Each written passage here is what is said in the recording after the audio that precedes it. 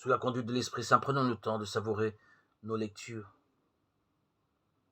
Que les Sadducéens ne croient pas à la résurrection des morts, cela peut se comprendre.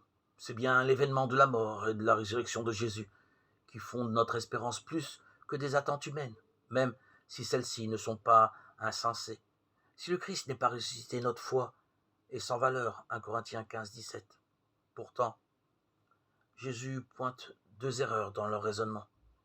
Une erreur méthodologique et une théologique. Premièrement, l'argumentaire à partir de la loi du Lévirat ne peut être utilisé que pour une question relative au temps d'ici-bas.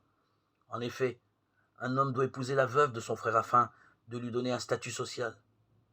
Les femmes sans homme, orphelines, répudiées, veuves, sans fils, sont parmi les plus pauvres en Israël. L'autre erreur est théologique car elle ignore que l'alliance avec Dieu est personnelle tout autant que communautaire. Dieu est le Dieu d'Israël, son peuple, parce qu'il est le Dieu d'Abraham, le Dieu d'Isaac, le Dieu de Jacob, Israël. La perpétuation du nom et de l'héritage au cœur du Lévirat vise à garder la mémoire de cette histoire d'alliance.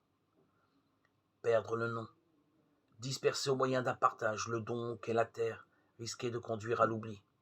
D'autre part, les Sadducéens devraient analyser, à la fin de la Torah de Deutéronome 34, où la mort de Moïse, sans entrer dans la terre promise et sans les rites funéraires, dont Dieu lui-même l'honore, ouvre à une espérance au-delà de la terre.